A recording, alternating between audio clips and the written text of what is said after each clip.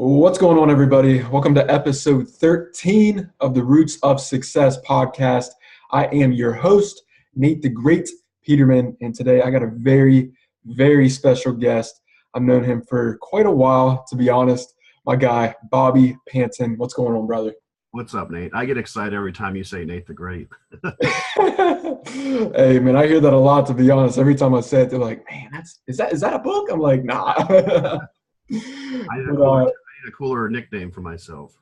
Hey, we'll think of one, bro. But for those of you who might be thinking, who is Bobby? Why am I listening to him? Just a little bit about Bobby. From guilty to guilt-free, Bobby lost his father to cancer at the young age of 17.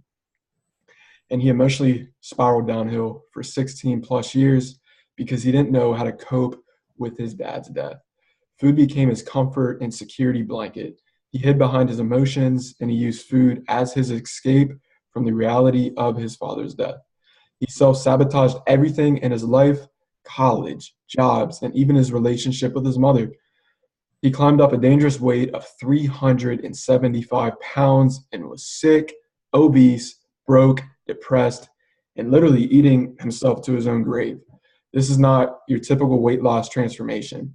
Bobby was sick and tired of the shame, disappointment, and depression that accompanied his decades-long struggle. He was over yo-yo diets and constantly gaining the weight back. Clarity was found after a near-death experience in Las Vegas, causing him to create the guilt-free method. He is currently down 120 pounds, and he is on a mission to help others overcome emotional eating. Wow, man, Bobby, it seems like your story, man.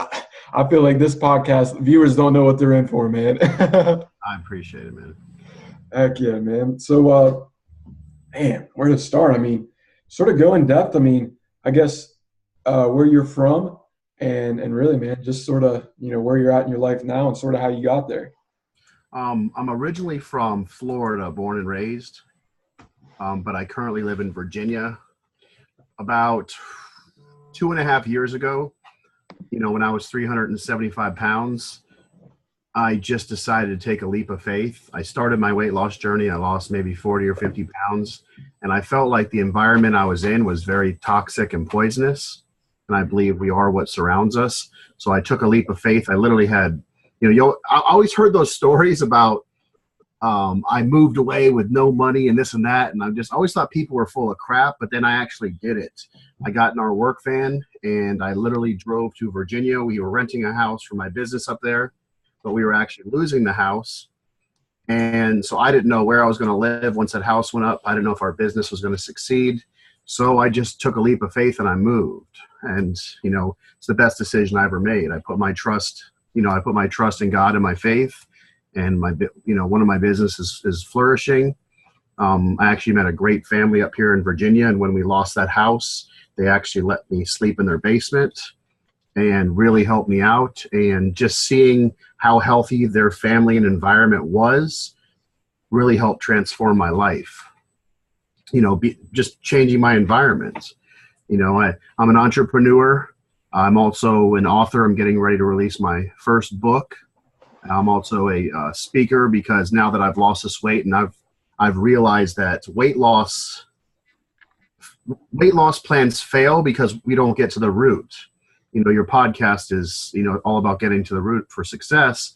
And I truly believe that 70% of the country is overweight and that we can lose weight, but we can't keep it off is because we never get to the root of overeating, and that's emotional eating.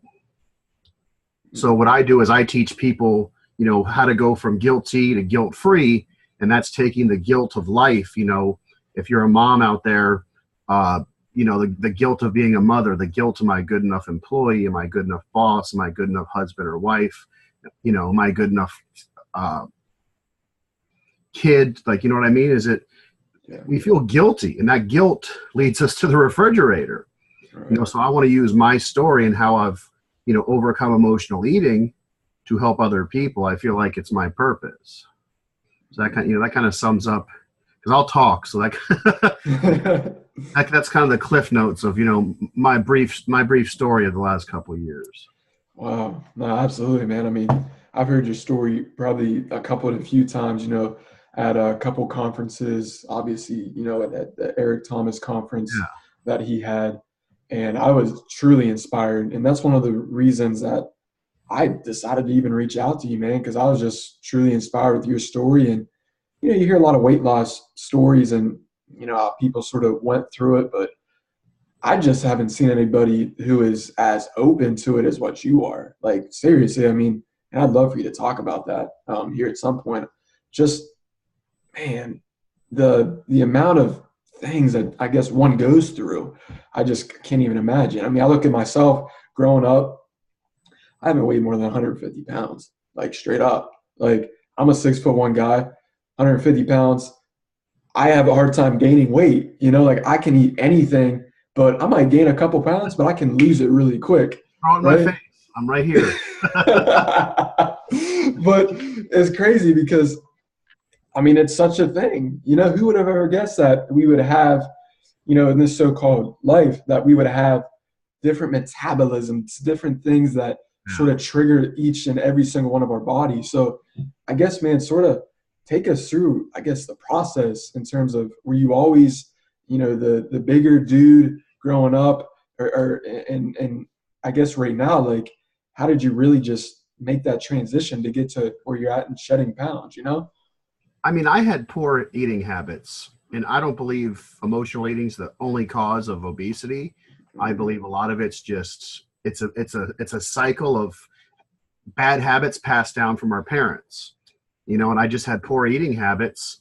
And I also think we've been trained, like, and I'll go into this later, but we've been programmed since birth to be eaters based on emotion. Almost a reward. Food is a reward system in our country. It's part of our culture. And if you think about this, when you're a baby and you're breastfed, or excuse me, when you cry when you're a baby, your mom breastfeeds you. When you're 3 or 4 and you throw a temper tantrum, you ever seen a kid screaming and the parents give them like chips or a cookie? You get rewarded with a snack. When you're 10, and I call it clean your plate syndrome, if you clean your plate when you're a 10-year-old kid, because me growing up, we didn't have a lot of money. So like our parents emphasized, like, you better finish all your food. We worked hard for it. So we would overeat, and they were just there. We were in their best interest, but it was actually harming us. So parents will force food down their kids' throats because the kid wants the cookie or the little Debbie snack that they know they're going to receive when they eat this food. On our birthdays, we get cake. Another one is, you could go to a funeral from somebody who lost weight, or excuse me, you can go to a funeral for somebody who has died because they were overweight and they had a heart attack. And what happens after the funeral? Here's, Aunt Michelle or Aunt Donna or so-and-so made brownies. Here's cookies. Here's this, because it makes us comfortable. So we've been programmed since we were born to be basically rewarded with food. So I think it's not our fault, but it's our choice to accept that and overcome it.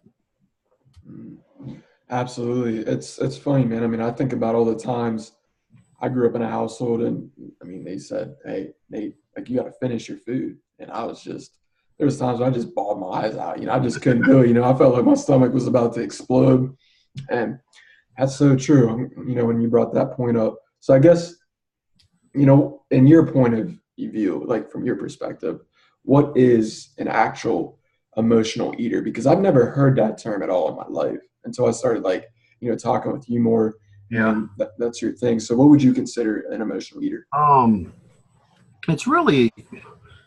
It's using food as a way to suppress a negative emotion or a celebration with a positive emotion. Fear, boredom, anger, loneliness, and especially like with millennials, anxiety. Millennials, I read a study that 50% of millennials lie in bed at night and can't sleep because of anxiety. I mean, that's huge. That's 1 in 2. 1 in 2 people that are, considered, because I don't like the category of millennials. I think it's so broad that we just put one group of people into this category. That's a whole nother topic. But, millennials, though, I think that's really interesting. And it's scary that 50% of them suffer from anxiety. So you're taking that anxiety, and in order to make yourself happy or to hide or escape from the stress of regular day life, you're eating food. Wow. No, I mean, it's funny you mentioned, you get a really good feeling whenever you eat, right? Especially the sweets, the sugar.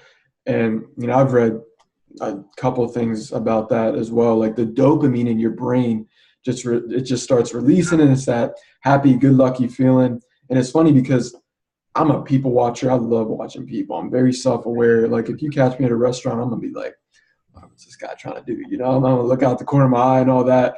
And I see people in the way that they eat, and they're just so like happy. They're in their zone. They're over there like gorging themselves, whether it's a burger, a sweet, and it's just crazy because I look at that. I'm just, wow, this is really a thing. And people are obsessed with it. So I guess in a household, and I don't know if you'll be able to answer this or not, but if you could just leave some type of wisdom or advice in a household, let's say grown up, let's say I'm 14 or 15, 16 years old listening to this right now. And my parents just straight up want to feed me anything that they can, and I have to eat it. Like if I don't eat it, they're going to straight up just, you better eat your food. Like they're going to yell at me. I mean, but I know that I shouldn't be doing that. And I know that I'm gaining weight because I am doing it. What kind of, I don't know if that would be advice, or what would you have to do to basically get through to them? You know what I mean? That's a great question. Wow. I think it comes down to accountability of communicating with your parents. If they're forcing food, a lot of times if someone's overweight, the parents telling them not to eat, but it would be taking away the reward system that's at the end of it. And also, I would say take a smaller portion, because our eyes are always bigger than our stomachs are.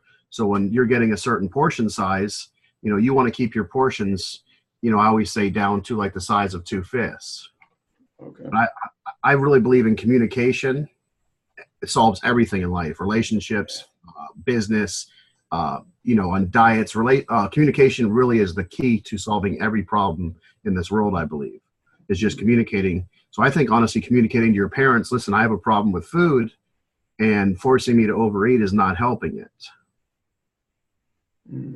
I got you. Because unfortunately, it's a very touchy situation, what you just said, because you're trapped in a situation. But if you're communicating to your parents that you don't want to eat more food, I really don't see your parents forcing food down your throat. Right. If you're communicating you don't want to eat, especially if you're overweight, because then unfortunately you're in an abusive situation. So I think the majority of parents are going to want their kids to not overeat if the kid actually is aware and you can educate them. And that's also one of the reasons I do what I do, is because I want to educate parents on what not to do to their kids.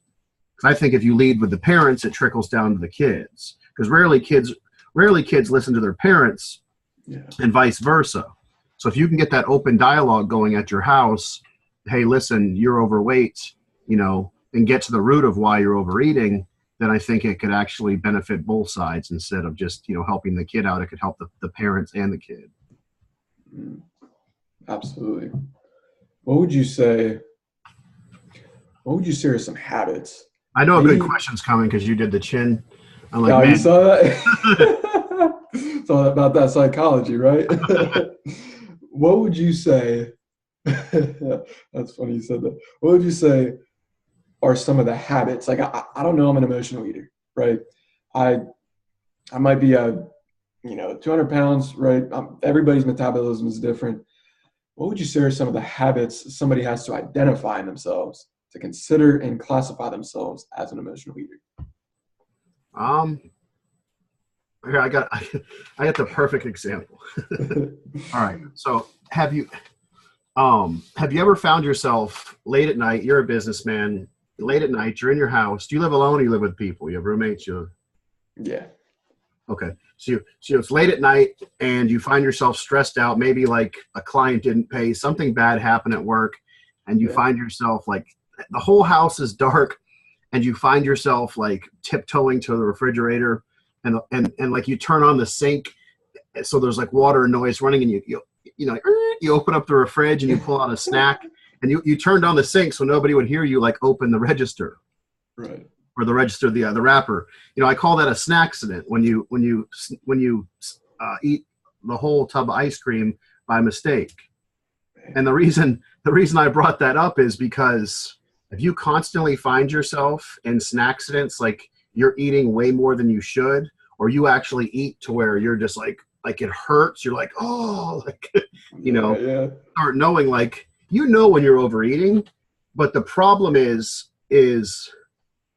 you get so used to overeating that it becomes a subconscious habit. So it's a great question you asked, because when you start overeating, like I was 385 pounds. And if you asked me like what I weighed, I'd be like 260. But then I'd see a picture, I'd be like, who is that guy? Because we subconsciously it's like friends are coming over your house and you have stuff everywhere. So you just kick everything under the bed. No one can see it. That's what we do with our problems. And then we continuously make it worse. So how I realized it honestly was it took accountability from friends and also seeing pictures of myself to realize that I was putting weight on, to realize what I was doing wasn't healthy. So it takes a really good support system. It's all about that accountability at the end of the day, right? I mean, it's a big part, and you have to accept that you're an emotional eater. It's self-aware. You know what you're doing is wrong. Right. It's like if you're drinking a whole bottle of vodka a day, you know it's wrong. You just don't care, and you've done it for so long. You have momentum behind it, and it turns into an addiction. You know, so it's like you know the signs. So, what would you tell somebody that is an emotional eater? What are some things that they can do? Whether maybe it's reading a book, maybe they don't have that support system, right? Yeah. What are some actual like tangible steps that you would recommend that person, that guy, that girl to go out and do, like seeking help, or something like that? You know, maybe finding like a fitness center, right? Maybe they just can't do that because they just don't have the blueprint. You know what I mean? Absolutely. I have an acronym. It's called EAT. Coincidentally, everyone says I'm corny, so it's called EAT. It's really simple to live by. You know, and the E stands for every day. So a big excuse I hear, and I used to say this all the time, so I'm allowed to say it. The number one excuse I hear is actually there's two of them. One is I don't have enough time. There's actually three. I'm sorry. I don't have enough time. I'm big boned, and I've always been this way. So the most important one I see of that is I've always been this way, which means that they've been overweight for so long that they just believe that they're supposed to be overweight. So the magic is in every day. What are you doing every single day to form a habit? Because you already have a habit, but it's a bad habit. You're eating junk food every time you get stressed. It's the same formula. It's just flipping it to not eating the junk food. So an analogy I can give you to show you how easy it truly is to change your everyday habits is, all right, I'm 36. I brush my teeth with my right hand. So let's say for conversational purposes, I've been brushing my teeth for 33 years. So in under 30 days, I can train myself to brush my teeth with my left hand. So what I want you to do is every day I want you to, if you brush your teeth with your right hand, use your left. If you brush your teeth with your left hand, use your right. Now, you're not going to burn enough calories from brushing your teeth to lose weight, but what this is going to teach you is that you can take a 33-year-old habit of brushing your teeth and you can change it in under a month. So once your brain sees this, your brain now knows that you can actually switch habits. You have no more excuse that you've ate poorly for 30 years because you've been brushing your teeth for 33 years and you just switched it in a month just by saying, I'm going to switch it, and actually doing it and making sure you're doing it every day. Because I think they say it takes like 14 to 24 days to change a new habit, like somewhere in there. So in 30 days, you literally will be picking the toothbrush up without even thinking about it, because that's how powerful our subconscious minds go. The A is for accountability, and it's very vital that you have somebody holding you accountable. who's going to hold you accountable when you don't want to go to the gym? You know, an example is you could have somebody like a coach, you know, or a mentor that you check in with every day. Like I have my coaching clients, they have to text me when they start for the first month. They have to text me every single day. All they have to do is walk for 15 minutes. They have to text me every time, every day after they walk for 15 minutes. And if they don't walk for 15 minutes and text me, they have to start over from day one. So if you go 29 days and miss a day, you have to start over at day one. I don't even get into food at first because I want you to be accountable for what you're doing every day. Because what you do every day turns into a habit, and then it becomes just something you naturally do when you wake up. And you can't have like, ask your mom, you know, don't ask your dad, your husband or your wife to be your accountability partner. Because let's be serious, they're shoving food in our faces. Like I went home for like a week to see my mom, and like it's like cookies every day, like her homemade specialties. You know what I mean? Have someone that's going to hold you accountable, someone that's going to go guerrilla, someone that's going to be like, they're going to put you in your place when you're messing up, because that's what you need. And don't get in your feelings because they're trying to help you. Because the A is for hold yourself accountable. You're telling yourself that I'm an emotional eater and I'm going to overcome this. Because once you accept that you're overweight and you're an emotional eater, then you can actually take the steps to correct it. And the T is where I was at before when I said I'll come back to this later. The T is my favorite one because I found out the really, really hard way. So if you want, you can not try this, or you can just take my advice from it, because this is probably my favorite tip, is that, you know, if there's any football fans out there, you know, Tom Brady throws a touchdown pass to Gronkowski, and what's Gronkowski do? He does the Gronk spike. Boom, he does a touchdown dance. So the number one mistake that people make as emotional eaters and weight loss people, when you lose 5 pounds, what do? You do a touchdown dance. You go out and celebrate. Let's go celebrate. I lost 5 pounds. Let's go get cake. Let's go have pizza. It's the number one mistake that people make. You cannot celebrate weight loss with food. And I'll give you a perfect analogy. All right, Nate, if you were to quit drinking alcohol for a year, yeah, would you go out to the bar with your friends and take shots? Well, he's like, maybe. Yeah, maybe. Probably not. I mean, no, alcoholics, you're not celebrating with alcohol. Right. That's what caused the problem.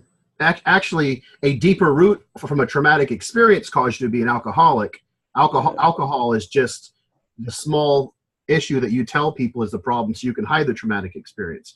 But if you smoke cigarettes and you haven't smoked in 5 years, you don't celebrate with a cigarette.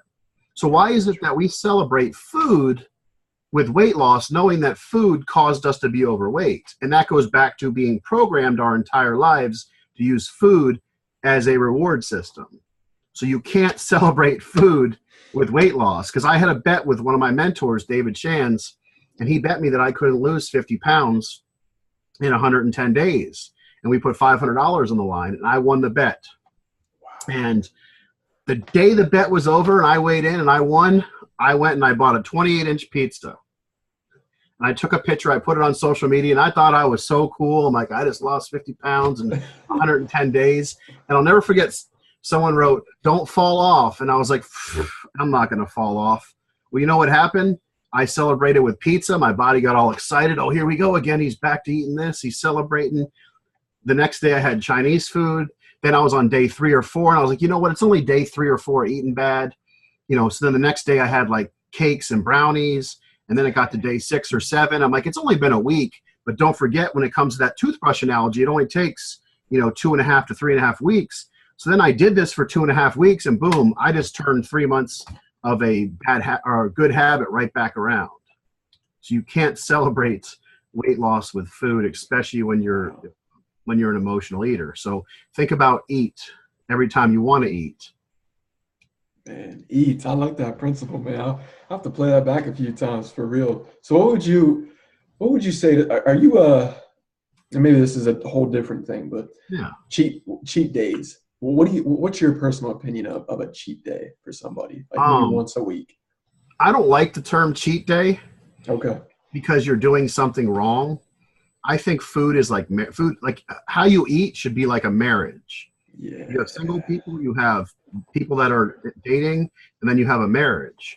So when you just eat whatever you want, you're single and no one tells you what to do. Like, you know what I mean? When you're in a relationship, you have some boundaries, but there's still stuff you can get away with. But when you take that oath of marriage, you put that ring on your finger, there's stuff you can't do anymore. You can't go out 4 nights a week with your friends. I mean, you really can't do that dating either.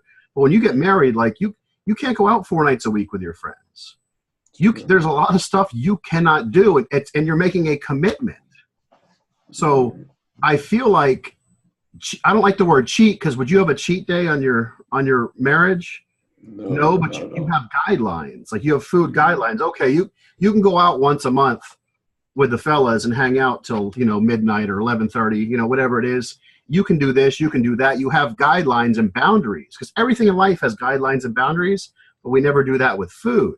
So I don't like the word cheat day, because once you say you're cheating on your meal, you start feeling that guilt comes in. Oh man, I cheated on my program yesterday. What am I going to do?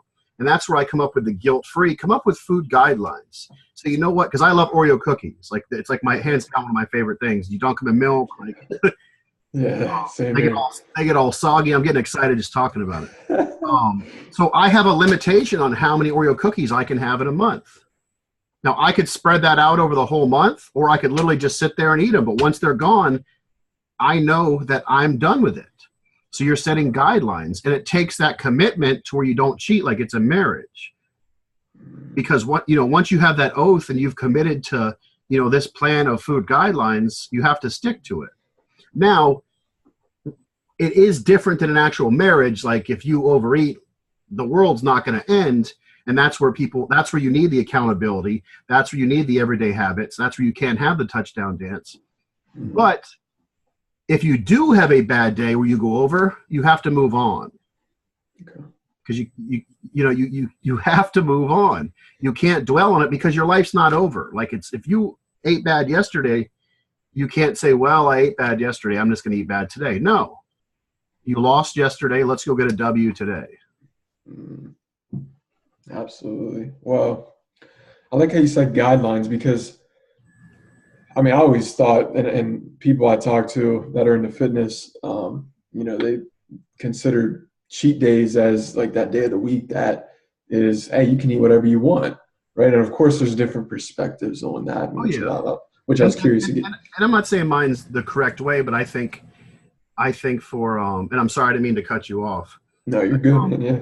I think for speaking from somebody who's lived a life of an emotional eater, when you designate something as a cheat day, you start looking forward to the cheat day. Yeah. I mean, you look forward to it. I think everyone does.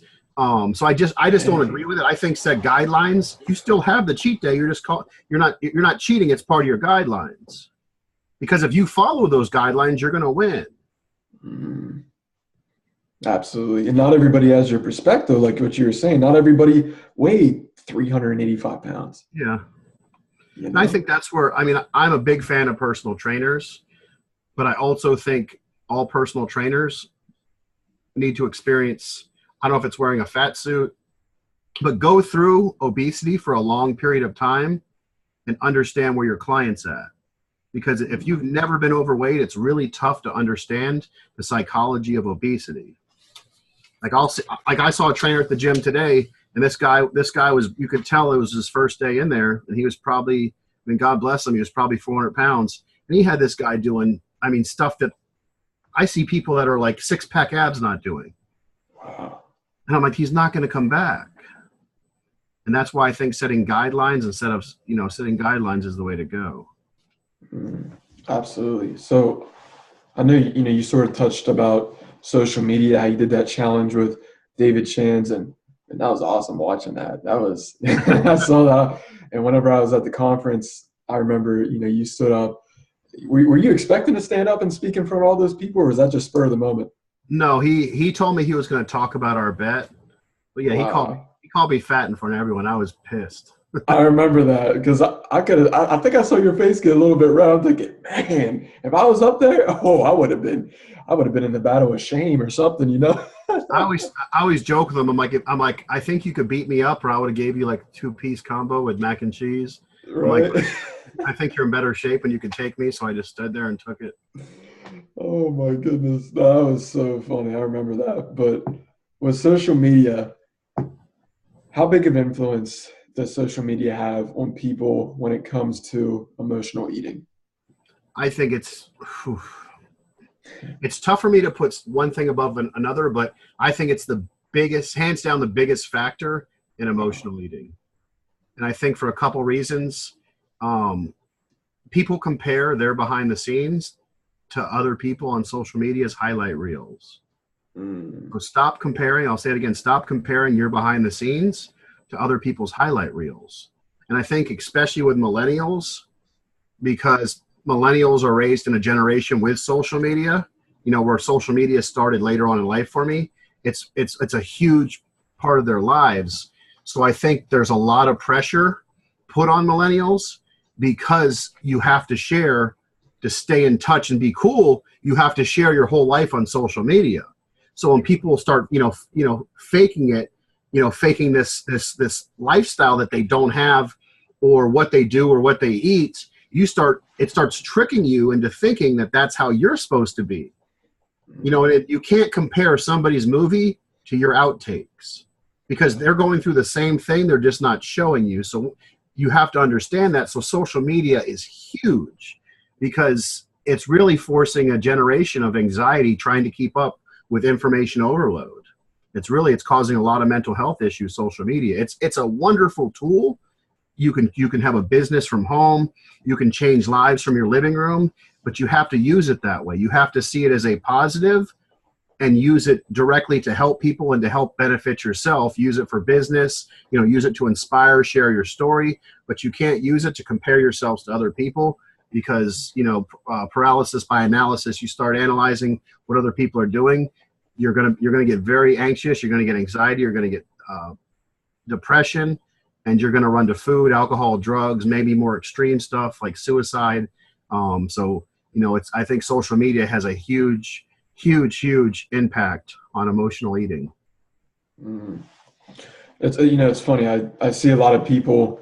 I'm from a small town in Pennsylvania. Whenever you're out and about, you sometimes, again, I'm very self-aware. I like to listen to people and sort of what they say and everything like that. And just some of the conversations I hear, they're like, oh, if only I was like them, all the things like that, you know what I mean? And I'm just like, wow, like what you just said, you can't compare yourself to other people because there's only one Bobby Pan, there's only one Nate Peterman, and it's like, so yeah, somebody might have the same like John Brown. I mean, I'm sure there's thousands of John Browns. You feel me? But I mean, there's only one of you with those genes, and I just, with me being into social media, having my own marketing company and everything, I see it all the time. I see people fake flex, with the gold chains, whether it's, amazing food or, having the car. I see people do that. And it's just, you see the quote unquote average people that get jealous and they sort of get envy of them. And then they try to sort of stunt on social media by, by flexing, but in a fake way. I don't own the car. I don't own the watch. I don't own the house. This is just an Airbnb, you Yeah, know? Like I see it all the time and it's really big in my age group. And I watch that and it's just amazing, man, because these things, what I got right here, a phone, I mean, they can do wonders, right? You can share a story, you can, FaceTime from one part of the world to the complete other part of the world. And it's just amazing what the phone can do. So I guess what I'm trying to ask you is what is one, or maybe it's a couple, maybe a few things that you could do with your smartphone that could actually sort of progress you towards your journey to actually losing weight? So maybe it's, I don't know, sharing your story to get people to support you, right? What are some of those things? that's what I did. Okay. And another statistic I've read, and I'm not a fan of using research and statistics, but when there's case studies on stuff, it gives a good supporting factor. But Yeah, that the number one thing with millennials is they're looking for purpose. that's So true. a great way that you can actually flip the negative of social media to a positive is to share your journey. You can knock out so many things I've talked about by sharing your journey. You could post every day about your journey. You could share before and after photos. And it holds you accountable because now you have a group of people that are watching you. And not only are they watching you, but now it holds you to a level of accountability that you're letting them down if you don't lose weight. And now you have a why, and you have a reason that's bigger than you to lose the weight. Because when life gets tough, if it's all about you, you're going to quit. But if you have people depending on you, you're going to push forward. So you actually flip the social media stigma and you share your story. And you're going to be surprised the way people root about you. And you're always going to have, excuse my language, but you're always going to have that asshole, that troll that just, no matter what you do, I mean, they crucified Jesus. So if you're putting your picture up, somebody might say something bad. But when you start building transparency and you build a tribe behind you, your tribe is going to defend you. Like I've had people say negative stuff and I just back up. I don't say anything. And my tribe's like, you get that support because you're changing lives. And, you mentioned it about, my transparency. I don't always show like hey, I lost 10 pounds. I did this, me flexing. I put some weight on. I got sick and I put some weight on. And I was embarrassed. It took me 2 weeks. Actually, I was sick for 5 weeks. So it took me 6 weeks to actually tell everyone that I gained weight. And people were so supportive. It was probably one of the best decisions I made sharing it, because there's a saying, don't throw stones if you live in a glass house. Most of the people who throw stones, they don't live in a glass house. They hide behind walls. Yeah. So when you're transparent, that allows people to see the real you. And everybody's insecure. We all have our insecurities. So when people see that you're real in sharing your story, it's going to draw people to you. It's going to help them, because then you're going to help. If we're speaking from a millennial standpoint, if you're showing this gratification of your transparency, hey, I had the cupcake today, but you know what? Tomorrow we're back at it. Someone's going to see that, and they're going to be like, wow, I messed up 2 days in a row, but so-and-so just did. And that just inspired me to keep moving forward, instead of the person who's always, I lost 40 pounds in 7 days. You know what I mean? And but then somebody believes that. So I hope that answered your question. Yeah, absolutely, Bobby. Wow. So let me ask you this. With social media, I mean, we're around it all the time. We're always on our phones, especially the millennials, and even, the older generations as well. They're getting into it more and more. With social media just being everywhere you walk, what might be one of the harms that somebody can do to somebody that is like overweight or does emotionally eat? And to piggyback off of that, right? So what is one of the harmful things? How can somebody seek help if somebody is doing that? You know what I mean? So which one do you want me to answer first? How can someone seek help? So what would be one of like the harms that somebody might say to something on social media? I think if this goes to people who are overweight and who aren't overweight. I think supporting people in their journey and realizing that being overweight is a sickness. People don't want to believe it, but it is a sickness. There's documented science behind it, and 2/3 of the country is overweight. So chances are, if someone's making fun of you for being overweight, they're overweight too.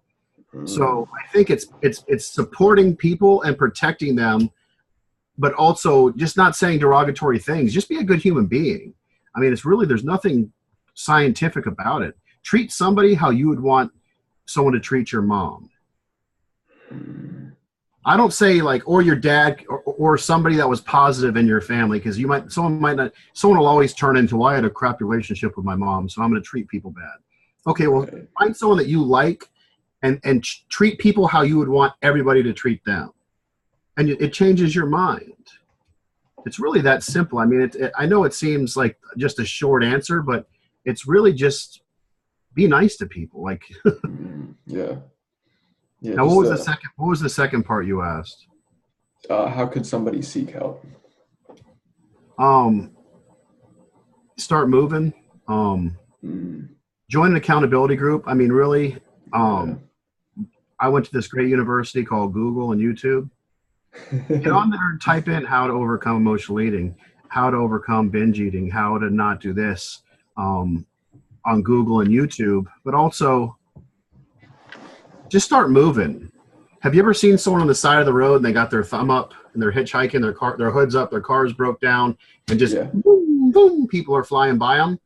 That's what you look like when you're, that's what people look like sometimes. But now let's flip the thinking and get moving. What if you drive by and you see me, my car is in neutral and I'm pushing my car? People are going to stop and get out and push with you. You ever seen someone at a stoplight and they're pushing their car and people will, I seen a Hummer the other day, literally like jam his brakes. A guy was pushing his car through traffic.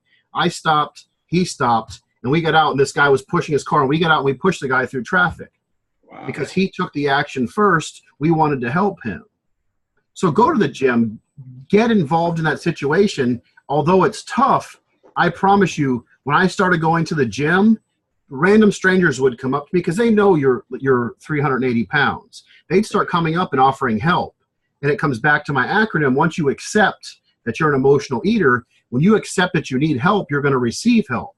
But if you put a block up that you don't need help, you're never going to be able to receive it. So you have to make sure you can accept it and start moving. Because use that car analogy. If you're standing there with your thumb up, your car's broke down, chances are people aren't going to stop. But when people see you trying to help yourself, people know that you're serious, and you're going to be surprised at that peers, random strangers, people that actually reach out to you. And you can join an accountability group. I mean, there's so many accountability groups. I have a coaching program called Guilt Free. That's an online coaching program. Shameless plug. There's stuff like Breathe University that I'm with Dr. Eric Thomas, which is just a giant accountability group. We could do just another edition on how incredible it is. There is so many tools out there to help. You just have to look for them. So, I mean, that's really, I think, the biggest, my 2 or 3 ways that you can actually seek help. This sort of all comes back to like the root of acceptance. Like you have to accept that you're an emotional eater. You have to accept because if somebody comes up to you in the gym, I know so many people that would get so offended by that. They would be, what are you trying to talk about? Like, I'm just here trying to work out. Like, you trying to criticize me or something? Like, it's just insane. And that's really what's been going through my head a lot through this interview so far. It's just, you have to accept that, okay, I missed a day of eating healthy, right? I'm not going to do it again. I accept that I'm not going to do it again. Okay, I accept that I ate bad. Now I need to accept that I'm going to do what I have been doing. I need to accept that I'm going to go to the gym even though I didn't go yesterday. Even myself, like I just started taking my health, working out serious, trying to gain some weight, right? And there's days where I don't go to the gym in a row, and I'm just like, wow. And then it's so easy, and it's like, I'm not going to go to the next day. I don't need to go. Let me just do a home workout today. I'm going to get my chest pumping and all that.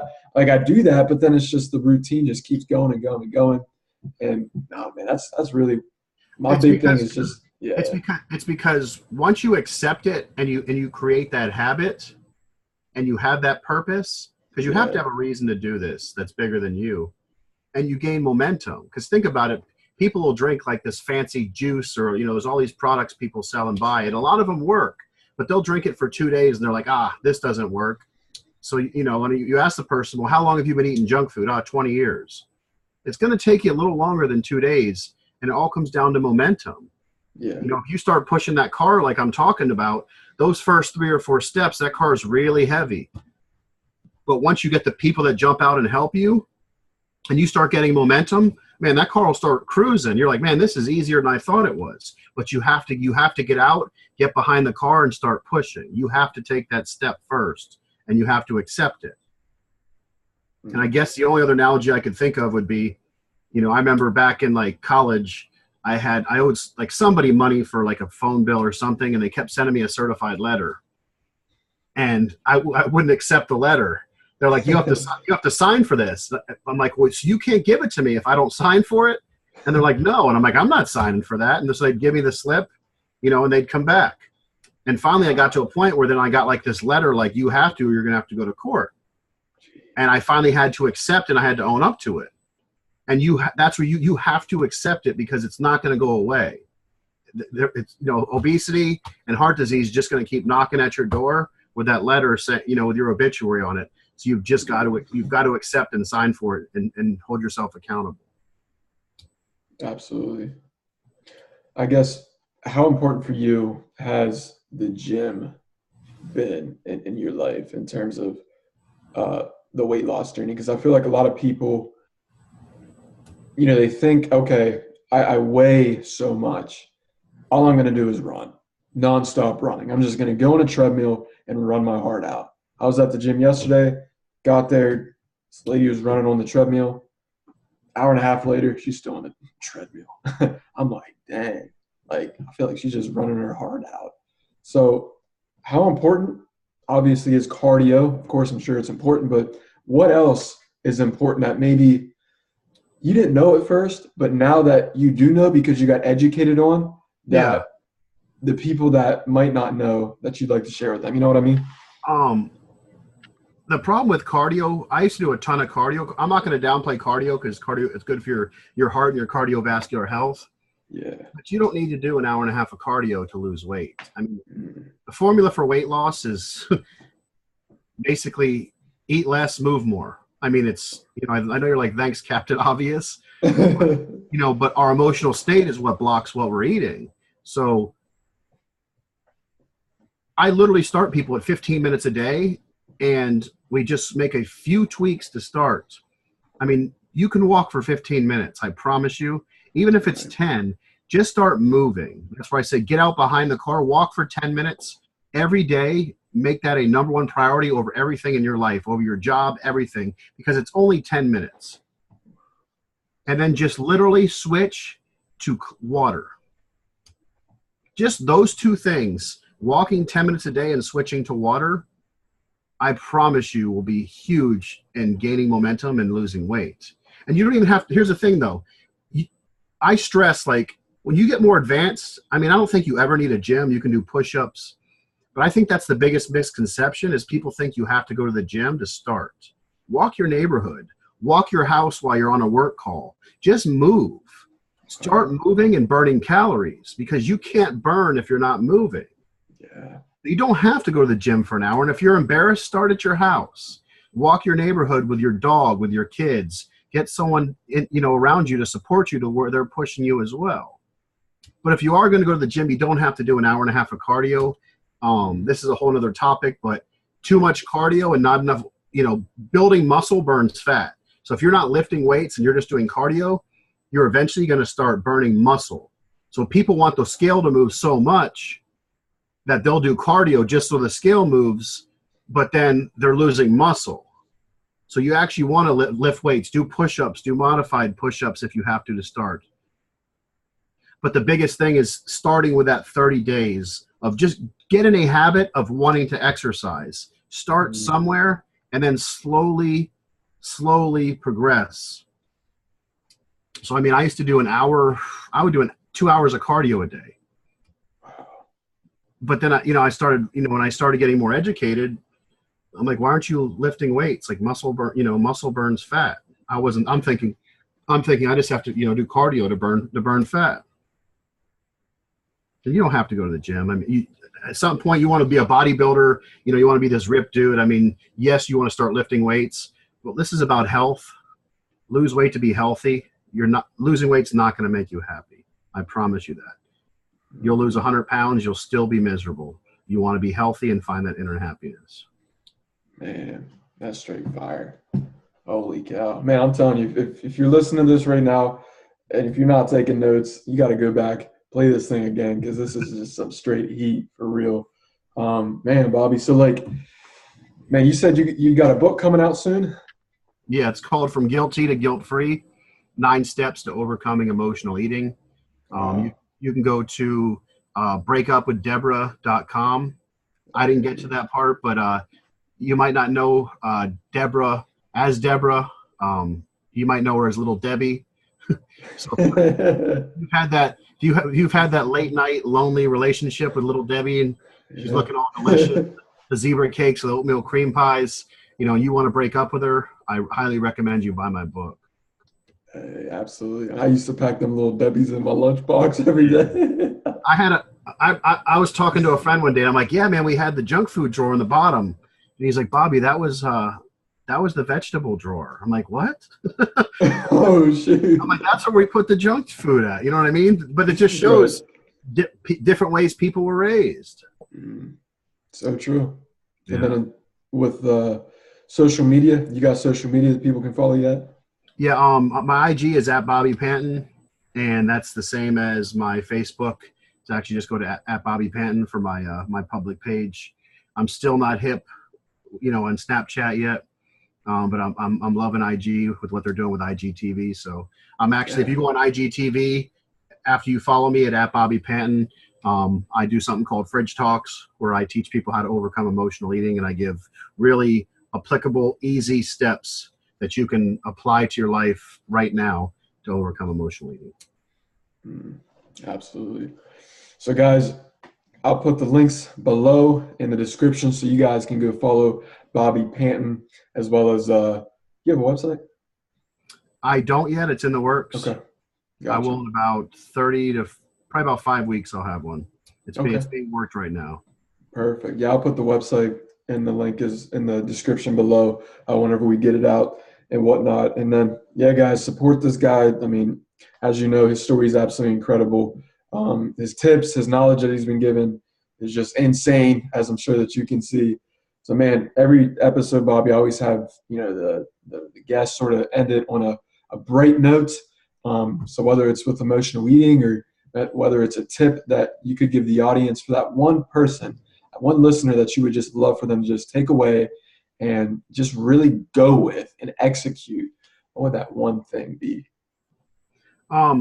Actually, it's a brief story, so hopefully I get it off. So I travel a lot. So the other day, maybe 3 weeks ago, I was at the hotel and I was walking through the lobby and I had to use the restroom. So I walked up to the person at the front desk and I was like, "Excuse me, ma'am, where's your restroom?" And it was a really nice hotel. So she's like, "Go downstairs and to the left is the bathroom." But she's like, "Or there's an elevator over there if you don't want to take the stairs." And I'm like, all right, I'm chubby. You don't think I want to take, you don't think I want to take the stairs. I get it. All right. So I walk over to the elevator, of course. And I look at the elevator and there's a sign that says on the elevator, "In case of emergency, use the stairs." And I was like, man, that's really deep. In case of emergency, use the stairs. And so I think in life as emotional eaters is that we're always using the elevator. We're doing fad diets. We're always looking for the easy way out to lose weight. And we're not getting to the root, because we're not getting to the root of success. We're taking the easy route in the elevator. And what happens when an emergency, your mom or dad dies, you get divorced, you lose your job, your car breaks down, something bad happens, your house burns down, something bad happens, and now you have to take the stairs, but because you've been taking the elevator the whole time, you don't know what to do. So what I challenge you to do with weight loss is get to the root of weight loss and emotional eating and take the stairs. Dig down deep and start taking the stairs so you get those reps in. So when life is tough and your dad dies, you lose your job, you get a flat tire, your car breaks down, you're prepared. You've already put the work in. Wow. No, absolutely, Bobby. Hey, man, I really appreciate that. Guys, go apply that. Absolute fire. Again, I'll attach the social links in the description below. Follow this man. Follow his journey, all right? This isn't just some random weight loss journey. Like, this is a story, all right? He's accepted what he is, and I'm telling you guys, like, his journey, where he's at now, I mean, it seems like it's been a lot, but where he's going, oh, man, he's got some major things in the works, to say the least. So, Bobby, hey, man, I really appreciate you being on the show, brother. No problem, man. Peace.